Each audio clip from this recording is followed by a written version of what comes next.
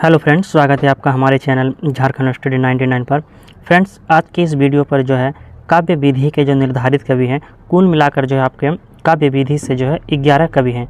और फ्रेंड्स, काव्य विधि के जो कुल मिलाकर 11 कवि हैं और 11 कवि से जितने भी इंपॉर्टेंट सवाल बनते हैं वो सारे आज के इस वीडियो पर जो है ऑब्जेक्टिव क्वेश्चन पर समाप्त करेंगे। यानी फ्रेंड्स, आपके जो है कुल मिलाकर जो है 100 MCQ टेस्ट दिए हुए हैं और टोटल जो है आपको काव्य विधि के अंतर्गत 11 कवियों को पढ़ना है।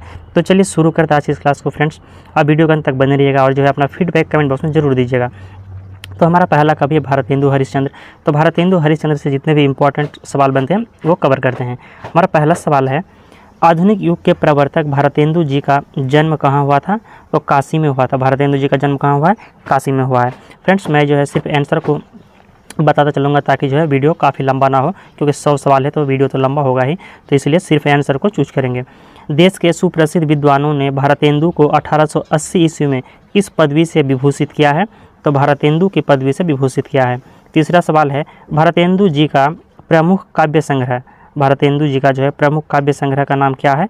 तो इनका काव्य संग्रह का नाम है प्रेम माधुरी। आपको याद रखना है, प्रमुख काव्य संग्रह की बात करेंगे तो प्रेम माधुरी है। नेक्स्ट सवाल की ओर चलते हैं। हमारा नेक्स्ट सवाल है, भारतेंदु आधुनिक हिंदी गद्य के प्रवर्तक थे। इन्होंने किस भाषा को अपनी साहित्यिक रचनाओं का आधार बनाया है? तो खड़ी बोली को आधार बनाया है। अपनी सभी रचनाओं में भारतेंदु के काव्य स्वरूप के अंतर्गत किस शैली का प्रयोग किया गया है?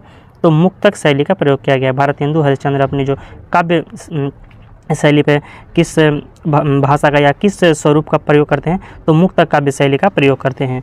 नेक्स्ट सवाल है, भारतेंदु ने अपने काव्य में अलंकारों को किस रूप में अपनाया है? साधन के रूप में, साध्य के रूप में, ये भी दोनों या इनमें से कोई नहीं? तो इसका राइट आंसर हो जाएगा साधन के रूप में। भारतेंदु ने अपने काव्य में अलंकारों को साधन के रूप में अपनाया है। भारतेंदु की मृत्यु कितने वर्ष की अल्पायु में हुई है? तो 35 वर्ष की अल्पायु में भारतेंदु जी की जो है मृत्यु हो गई है। नेक्स्ट सवाल की ओर चलते हैं। हमारा 8वां सवाल है, हिंदी साहित्य में भारतेंदु जी की विलक्षणता प्रतिभा के कारण ही इनके समकालीन युग को किस नाम से जाना जाता है? तो भारतेंदु युग के नाम से जाना जाता है। जो भारतेंदु युग जो है भारतेंदु हरिश्चंद्र से ही संबंधित है। नेक्स्ट कवि है हमारा मैथिली शरण गुप्त। तो फ्रेंड्स, मैथिली शरण गुप्त से पहला सवाल हमारा है 9वां सवाल, मैथिली शरण गुप्त की माता का क्या नाम था? तो काशीबाई। मैथिली शरण गुप्त की माता का नाम काशीबाई थी। राष्ट्रीय विशेषताओं से परिपूर्ण रचनाओं का सृजन करने के कारण ही महात्मा गांधी ने इन्हें कौन सी उपाधि दी? तो राष्ट्रकवि की। राष्ट्रकवि के नाम से किसे जाना जाता है? तो मैथिली शरण गुप्त को जाना जाता है। मैथिली शरण गुप्त को राष्ट्रकवि की उपाधि किसने दी है? तो महात्मा गांधी ने इन्हें राष्ट्रकवि की उपाधि दी है। नेक्स्ट सवाल है, मैथिली शरण गुप्त को साकेत महाकाव्य के लिए हिंदी साहित्य सम्मेलन द्वारा कौन सा पुरस्कार दिया गया है? तो मंगला प्रसाद पारितोषिक पुरस्कार। मैथिली शरण गुप्त को साकेत महाकाव्य के लिए हिंदी साहित्य सम्मेलन के द्वारा मंगला प्रसाद पारितोषिक पुरस्कार से नवाजा गया है। गुप्त जी की कविता का मुख्य स्वर क्या है? मैथिली शरण गुप्त की जो कविता है, इनकी कविता का मुख्य स्वर क्या है? तो राष्ट्र प्रेम है, इसलिए जो इन्हें राष्ट्रकवि कहा जाता है। साकेत में गुप्त जी ने कौन से रस का प्रयोग किया है? तो श्रृंगार रस का। साकेत पर जो है मैथिली शरण गुप्त किस रस का प्रयोग करते हैं? तो श्रृंगार रस का प्रयोग करते हैं। गुप्त जी ने अपना काव्य सृजन किस भाषा में स्थापित किया है? तो खड़ी बोली में स्थापित किया है। मैथिली शरण गुप्त काव्य का सृजन किस भाषा में किए हैं? तो खड़ी बोली में किए हैं। नेक्स्ट सवाल की ओर चलते हैं। हमारा नेक्स्ट सवाल है, पत्र शैली में रचित गुप्त जी की कौन सी रचना काव्य प्रणाली का नवीनतम नमूना है? तो पत्रावली। यह पत्रावली जो है यह पत्र शैली में रचित है और यह रचना काव्य प्रणाली का नवीनतम नमूना है। मैथिली शरण गुप्त ने अपनी कविताओं में किन 3 छंदों का समान रूप से प्रयोग किया है? तो तुकांत, अतुकांत व गीति छंदों का प्रयोग किया है। आपको 3 छंद याद रखना है, तुकांत, अतुकांत और गीति। ये 3 छंदों को जो है समान रूप से अपनी रचनाओं में, कविताओं में प्रयोग किया है।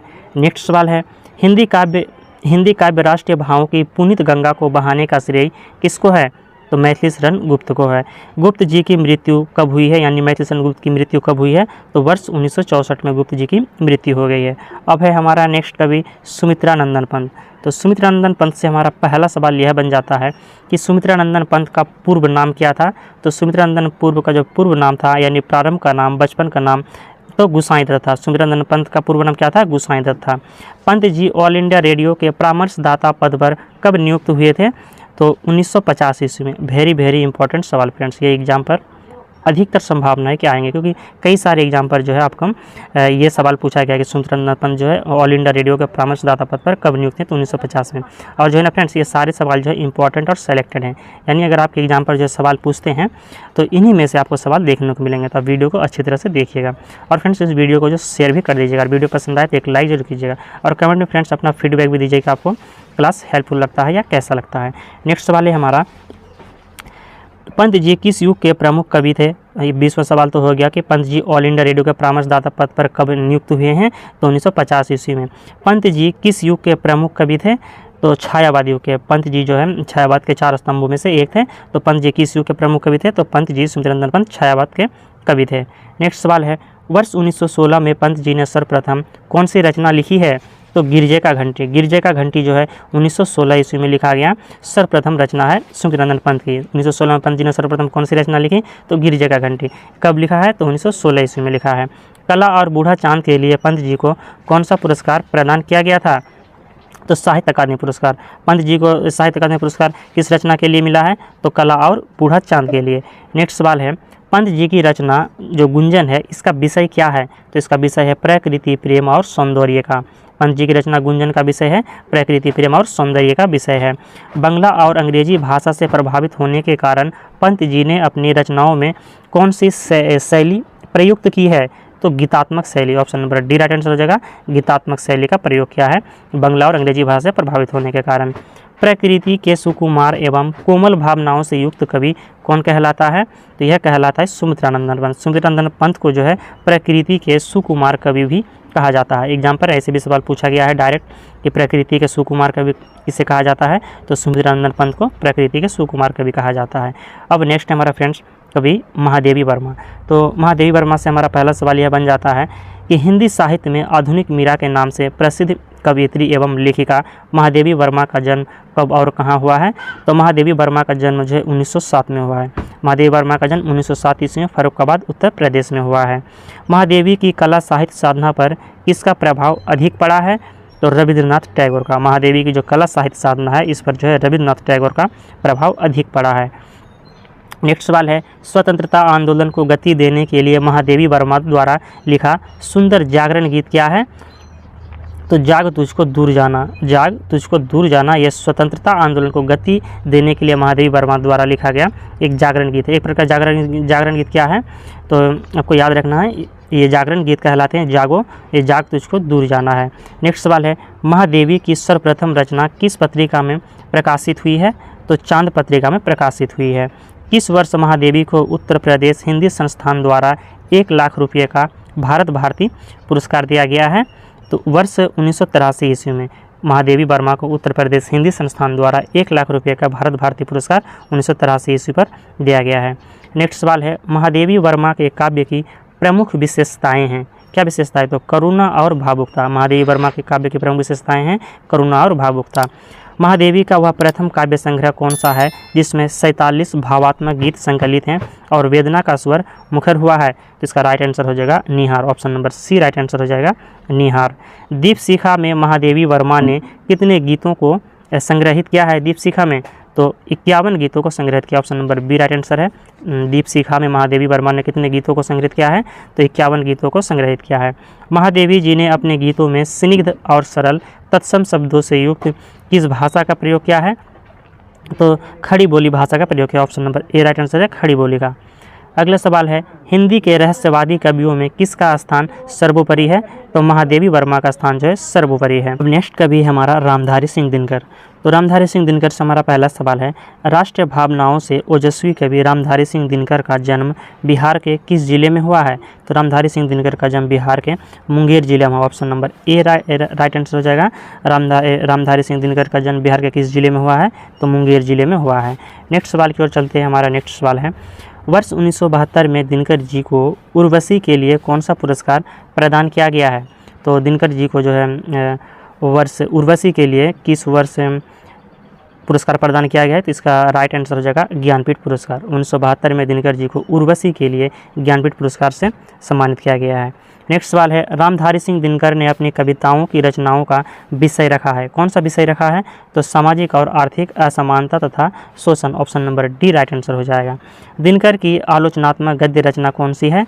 तो संस्कृति के 4 अध्याय। संस्कृति के 4 अध्याय ये जो रचना है दिनकर की आलोचनात्मक गद्य रचना है, आपको याद रखना है। संस्कृति 4 अध्याय क्या है? तो ये गद्य रचना है।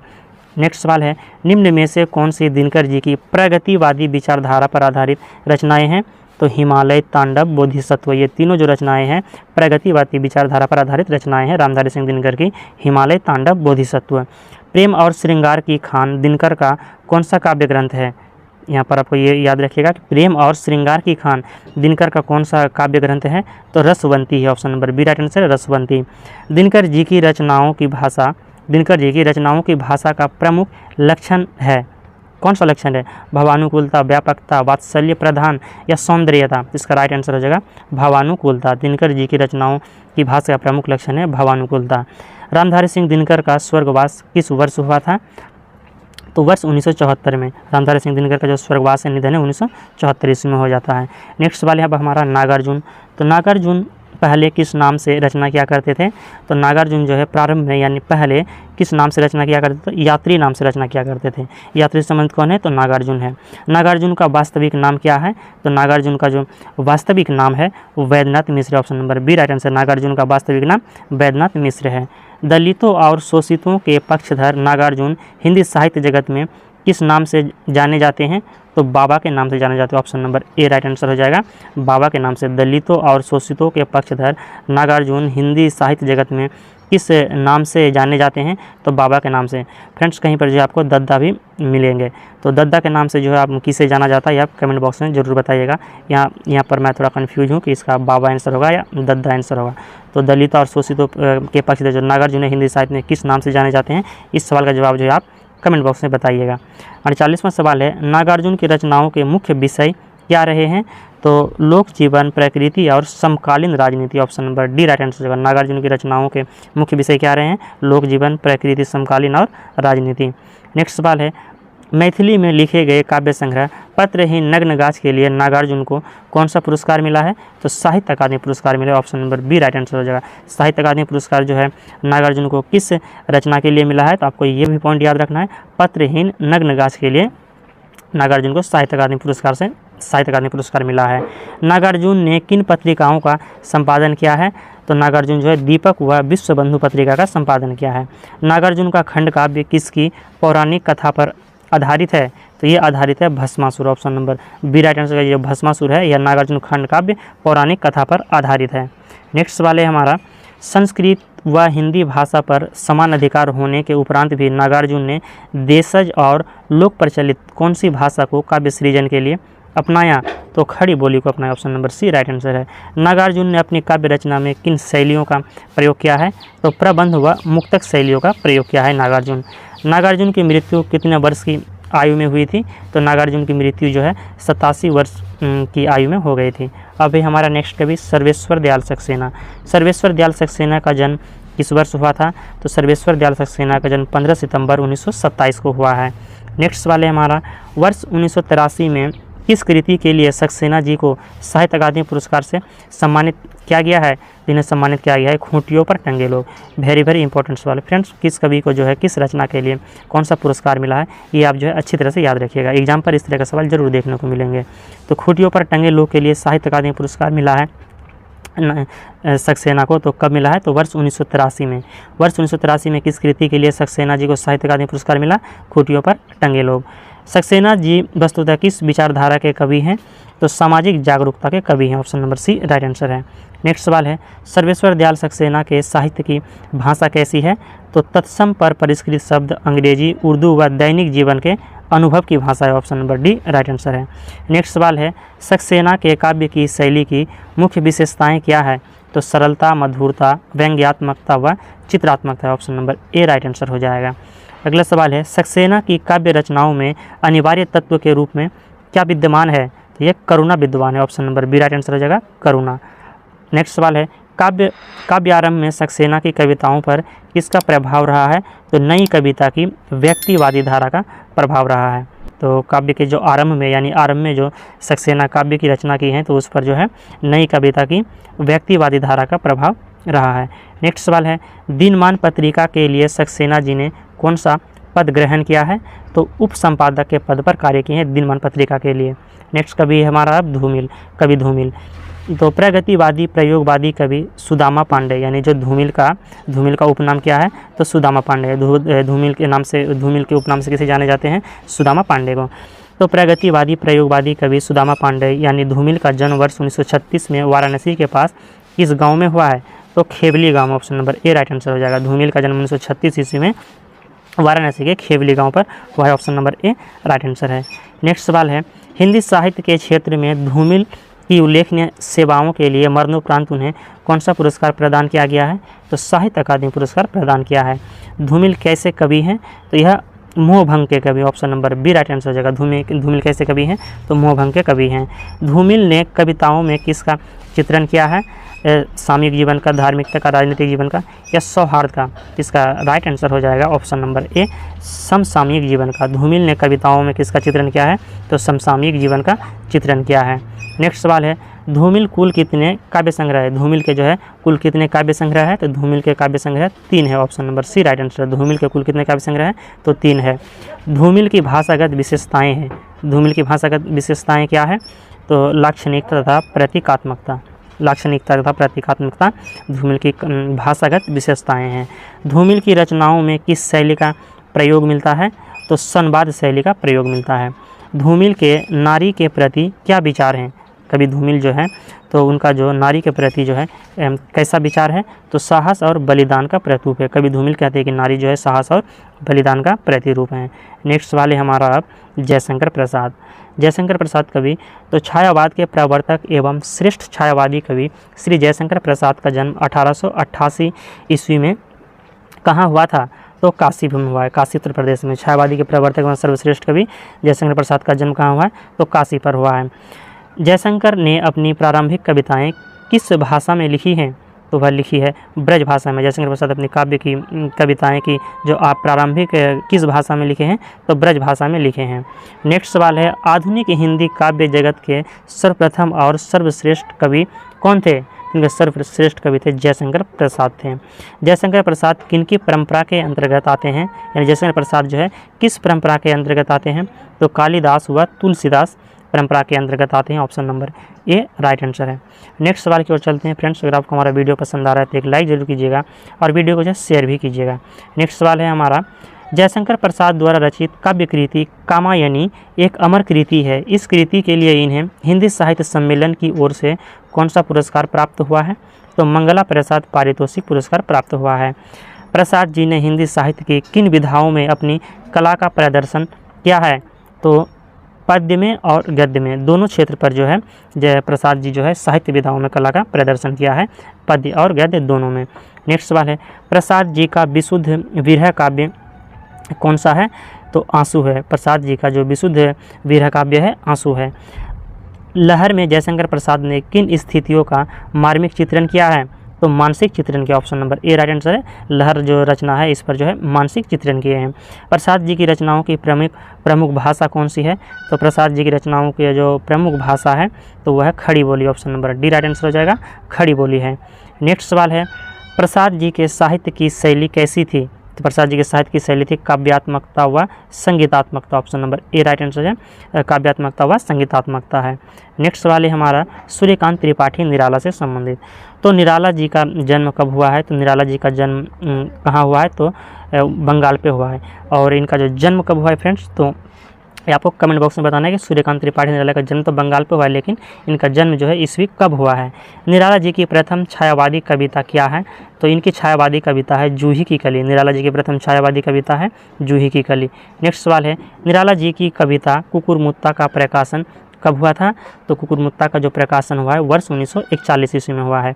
निराला जी की किस कृति में एक महिला मजदूर की दुर्दशा का चित्रण किया गया है? तो ये किया गया है तोड़ती पत्थर पर। वह तोड़ती पत्थर जो निराला की कविता है इस पर जो है एक महिला मजदूर की दुर्दशा का चित्रण किया गया है। निराला की काव्य कला की सबसे बड़ी विशेषता क्या है? तो चित्रण कौशल, option number D right answer हो जाएगा चित्रण कौशल। नेक्स्ट वाले हमारा भिक्षुक, बादल राग, तोड़ती पत्थर, निराला के किस विचारधारा की कविताएं। ये जो कविताएं हैं, पहला कविता भिक्षुक हो गया, फिर बादल राग, तोड़ती पत्थर, ये सब जो कविताएं हैं किस विचारधारा से प्रभावित कविताएं हैं, तो प्रगतिवादी विचारधारा से प्रभावित कविताएं हैं। निराला जी ने किन पत्रिकाओं का संपादन कार्य भी किया था, तो समन्वय और मतवाला का। सूर्यकांत त्रिपाठी निराला समन्वय और मतवाला ये जो पत्रिकाएं हैं इनका संपादन भी किए हैं। नेक्स्ट सवाल है, किस में निराला जी ने मार्क्सवाद बनाम मानववाद को केंद्र में रखकर कविता की रचना की है, तो कुकुरमुत्ता पर की है, option number A right answer हो जाएगा। किस में निराला ने, यानी किस रचना पर निराला ने मार्क्सवाद बनाम मानववाद को केंद्र में रखकर कविता की रचना की, तो कुकुरमुत्ता कविता की रचना की, मार्क्सवाद और मानवतावाद को केंद्र में रखकर। नेक्स्ट सवाल की ओर चलते हैं। हमारा नेक्स्ट सवाल है सच्चिदानंद हीरानंद वात्स्यायन, जिसका नाम है अज्ञेय। अज्ञेय के नाम से, अज्ञेय का पूरा नाम क्या है फ्रेंड्स, एग्जाम पर यह भी पूछ सकता है कि अज्ञेय का जो है पूरा नाम क्या है, तो सच्चिदानंद हीरानंद वात्स्यायन जो अज्ञेय का पूरा नाम है। अज्ञेय कैसे कवि हैं, तो इसका राइट आंसर हो जाएगा ऑप्शन नंबर ए प्रयोगवादी। अज्ञेय कैसे कवि हैं, तो प्रयोगवादी कवि हैं। अज्ञेय ने जापान की किन कविताओं को अनुदित किया है, यानी अज्ञेय की कौन सी कविता है जिसमें जो है अज्ञेय ने जापान की किन कविताओं को अनुदित किया है, तो इसका राइट आंसर हो जाएगा haiku, option number B right answer हो जाएगा। जापान की किन कविताओं को अनुदित किया, तो हाइकू कविताओं को अनुदित किया है। नेक्स्ट सवाल है, आधुनिक बोध, अस्तित्व का बोध, अतिशय व्यक्तिवादिता, नगरीय जीवन की विषमताएं, अति यथार्थवादिता, प्रतीकात्मकता, इसके बाद व्यंग्यपूर्ण भाषाई चेतना आदि किसकी कविताओं की प्रमुख विशेषताएं रही है, तो ये रही है अज्ञेय की। अज्ञेय के पिता का क्या नाम था, तो हीरानंद। अज्ञेय के पिता का नाम था Hiranand, option number D right answer हो जाएगा हीरानंद। अज्ञेय की भग्नदूत का प्रकाशन कब हुआ है, तो इनका प्रकाशन हुआ है 1933 ईस्वी में। अज्ञेय की जो रचना है भग्नदूत, इनका प्रकाशन कब हुआ है, तो 1933 ईस्वी पर हुआ है। आपको प्रकाशन से संबंधित फ्रेंड्स ईस्वी अच्छी तरह से याद करके जाना है, और किस ईस्वी पर जो है किससे कौन सा पुरस्कार मिला है और पहली रचना का प्रकाशन कब हुआ, आपको ये सारे पॉइंट अच्छी तरह से याद कर लेने हैं। नेक्स्ट सवाल है, अरे यायावर रहेगा याद किसका प्रसिद्ध यात्रा वृत्तांत है, तो ये यात्रा वृत्तांत है अज्ञेय का। अज्ञेय का लगभग समग्र काव्य सदानीरा नाम से कितने खंडों में संकलित हुआ है, ये अज्ञेय का जो है सच्चिदानंद हीरानंद वात्स्यायन अज्ञेय का जो लगभग है, यानी सारा जो काव्य है वह सदानीरा नाम से मतलब प्रकाशित है, तो सदानीरा नाम से कितने खंडों में संकलित है, तो इसका राइट आंसर हो जाएगा 2 खंडों में संकलित है। अज्ञेय ने कवियों का कवि किसे कहा है, अज्ञेय जो है कहा है कि कवियों का कवि, तो अज्ञेय ने कवियों का कवि किसे कहा है, तो शमशेर को कहा है, option number A right answer हो जाएगा। कवियों का कवि के नाम से किसे जाना जाता है, शमशेर को जाना जाता है। यह किसने कहा है शमशेर को कवियों का कवि, तो अज्ञेय ने कहा है। नेक्स्ट सवाल है, अज्ञेय की मृत्यु कब हुई थी, तो अज्ञेय की मृत्यु हुई है 4 अप्रैल 1987 ईस्वी को, option number B right answer है। अज्ञेय की मृत्यु कब हुई है, 4 अप्रैल 1987 ईस्वी को। अज्ञेय की कहानियों में क्या समाहित है, तो विपथगा, शरणार्थी और जयदोल, यानी ये सभी आंसर हो जाएगा। अज्ञेय की कहानियों में हमें जो है विपथगा देखने को मिलता है, शरणार्थी और जयदोल, ये तीनों जो है दृश्य देखने को मिलते हैं। नेक्स्ट सवाल है, अज्ञेय के उपन्यासों में समाहित नहीं है, क्या समाहित नहीं है अज्ञेय के उपन्यासों में, शेखर एक जीवनी, नदी के द्वीप, अपने अपने अजनबी या त्रिशंकु, यानी यहाँ पर कहा गया कि निम्न में से कौन सा जो उपन्यास है अज्ञेय का नहीं है, तो इसका राइट आंसर हो जाएगा ऑप्शन नंबर डी त्रिशंकु। जबकि शेखर एक जीवनी के लेखक अज्ञेय हैं, उपन्यास के लेखक अपने अपने अजनबी, नदी के द्वीप, इनके लेखक अज्ञेय हैं। फ्रेंड्स आपको कमेंट बॉक्स में बताना है कि ये जो त्रिशंकु रचना है यह किनकी है, त्रिशंकु रचना किनकी, आप कमेंट बॉक्स में जरूर बताइएगा। 1वां सवाल है, अज्ञेय के कविता संग्रह है क्या है, तो भग्नदूत, सागर मुद्रा और बाबरा अहेरी, ये सभी जो रचनाएं हैं ये अज्ञेय की कविता संग्रह है। अज्ञेय की कविता संग्रह क्या क्या हो गया, तो आपको हो गया भग्नदूत, बाबरा अहेरी और सागर मुद्रा, ये अज्ञेय की जो है आपका कविता संग्रह है। तो फ्रेंड्स हमारा यहाँ पर जो 100 MCQ टेस्ट जो है कंप्लीट होता है, और इसका जो है फ्रेंड्स आप PDF जो है हमारे टेलीग्राम चैनल झारखंड स्टडी 99 पर जुड़कर जो है इसका PDF को प्राप्त कर सकते हैं। आप हमारे टेलीग्राम चैनल से जुड़ जाइएगा इसका PDF प्राप्त करने के लिए। तो मिलते हैं फ्रेंड्स नेक्स्ट वीडियो में नेक्स्ट टॉपिक को लेकर बहुत जल्द। जय हिंद।